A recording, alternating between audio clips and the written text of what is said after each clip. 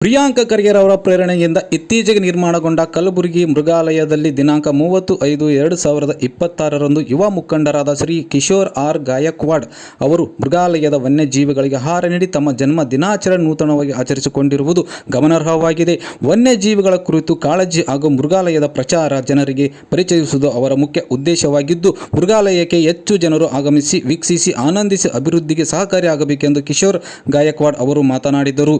ಸೃಷ್ಟಿ ಫೌಂಡೇಶನ್ ಕಲಬುರಗಿ ಸಂಸ್ಥೆಯ ಸಿಬ್ಬಂದಿ ಬಳಗ, ಗೆಳೆಯರ ಬಳಗ ಹಾಗೂ ಹಲವಾರು ಮಕ್ಕಳು ಆಕಾಶ್ ನೈಕೋಡಿ, ಅಮಿತ್ ಕುಲಕರ್ಣಿ, ಮುತ್ತಪ್ಪ ಪೂಜಾರಿ, ಪ್ರವೀಣ್ ಮುದ್ನಾಳ್, ವಿಶ್ವನಾಥ್ ಕೋಟ್ನೂರ್, ಮರಿಸ್ವಾಮಿ ಇನ್ನೂ ಹಲವು ಬಂಧುಗಳು ಅಭಿಮಾನಿಗಳು ಭಾಗವಹಿಸಿದರು.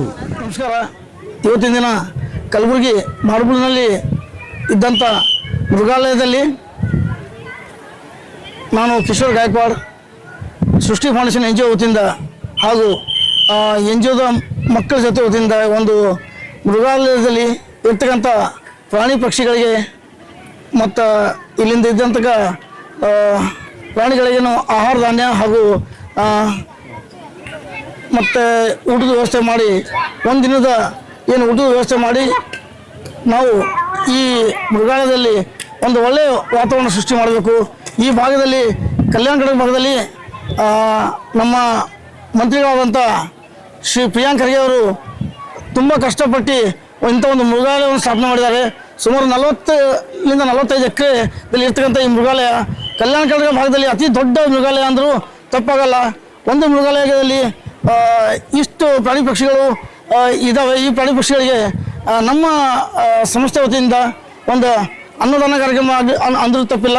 ಒಂದು ಆಹಾರ ಧಾನ್ಯ ವಿತರಣೆ ಮಾಡಿ, ಹಣ್ಣು ಹಂಪಲು ವಿತರಣೆ ಮಾಡಿ ಈ ಪ್ರಾಣಿ ಪಕ್ಷಿಗಳಿಗೆ ನಾವು ಒಂದು